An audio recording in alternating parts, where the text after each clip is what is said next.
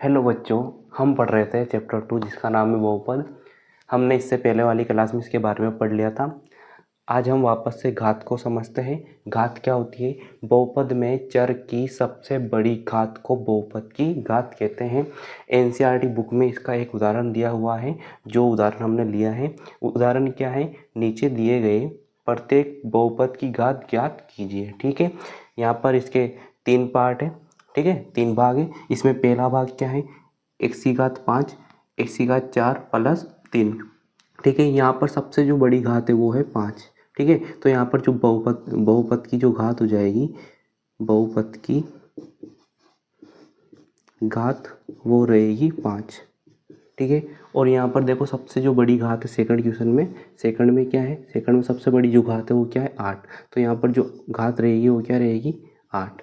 ठीक है, अब रही बात तीसरा क्वेश्चन क्या है? यहाँ पर तीसरा जो क्वेश्चन है फर्स्ट का है ना, फर्स्ट उदाहरण का जो तीसरा है यानी कि थर्ड जो क्वेश्चन है इसका, वो है 2।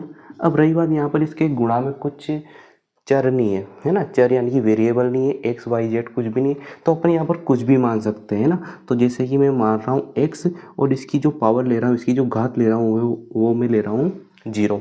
ठीक है, आपने 8th क्लास में पढ़ा होगा कि किसी भी नंबर के ऊपर या चर के ऊपर है ना, किसी भी अचर या चर के ऊपर अगर घात 0 हो तो उसकी वैल्यू कितनी होती है? 1 होती है ना। उसकी वैल्यू कितनी रहती है? उसका मान कितना रहता है? 1 होता है।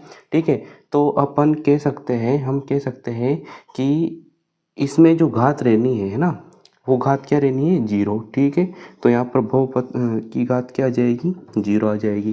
ठीक, उसके बाद में अपन प्रश्नावली 2.1 पढ़ेंगे। ठीक है, इसमें जो पहला क्वेश्चन है वो दिया हुआ है, निम्नलिखित व्यंजकों में कौन कौन एक चर में बहुपद है? कारण के साथ अपना उत्तर दीजिए। ठीक है, यानी कि हमें वो है ना, वो बहुपद बताने हैं जिनमें क्या है? एक चर हो, और साथ में ये बताना है कौन एक चर नहीं है ना, कौन सा बहुपद एक चर बहुपद नहीं है। ठीक है, तो जैसे कि अब यहाँ पे जो पहला भाग है, जो फर्स्ट क्वेश्चन है फर्स्ट का है ना, तो वो क्या है? देखो यहाँ पर भी एक से, यहाँ पर भी एक से, यानी कि कौन सा बहुपद है? एक चर बहुपद। ठीक है, कौन सा बहुपद है? एक चर में बहुपद है। ठीक है, एक चर में बहुपद है ना, एक चर में बहुपद, सॉरी, एक चर में बहुपद।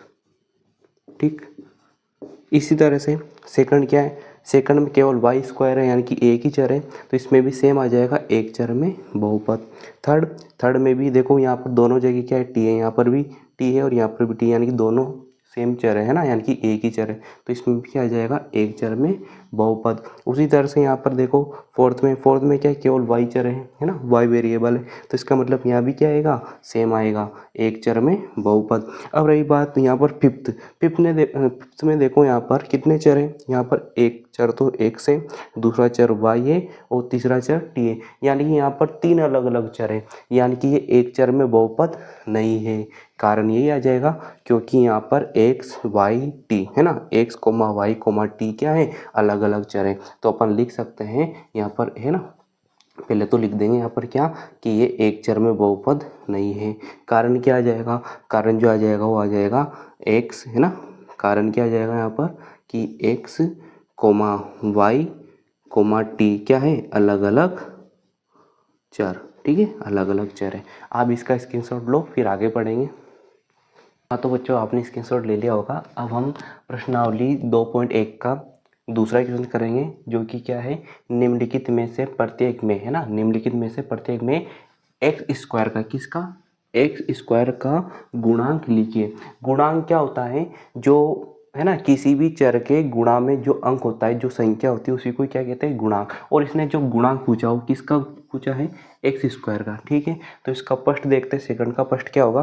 सेकंड के फर्स्ट में एक्स स्क्वायर का है, एक्स स्क्वायर ये रहा। ठीक है, इसके गुणांक में, इसके गुणा में कुछ नज़र नहीं आ रहा है ना, तो इसका जो गुणांक आएगा वो क्या आएगा? जिसके गुणा में कुछ नहीं होता उसके गुणांक में क्या होता है? उसके गुणा में क्या होता है? 1 होता है। ठीक है, तो इसका गुणांक क्या आ जाएगा? 1। उसी तरह से यहाँ पर एक्स स्क्वायर ये रहा, इसके गुणा में क्या माना जाएगा? -1 है ना। ठीक है, तो इसका गुणांक क्या आ जाएगा? -1 आ जाएगा। ठीक है, फिर थर्ड क्या होगा? थर्ड ये रहा। ठीक है, और इसके गुणा में क्या है? एक्स स्क्वायर के गुणांक में क्या है? थर्ड में पाई अपॉन 2। ठीक है। तो इसका गुणांक जो आएगा वो आएगा π/2।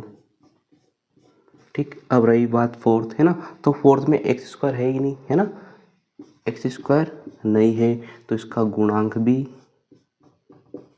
नहीं होगा, अर्थात बोल सकते इसका गुणांक क्या होगा, 0 होगा। ठीक, अगर आपको ये क्लास अच्छी लगी हो तो हमारे चैनल को सब्सक्राइब कीजिए और इस क्लास से पहले वाली क्लास भी आप ज़रूर देखिएगा। ठीक है।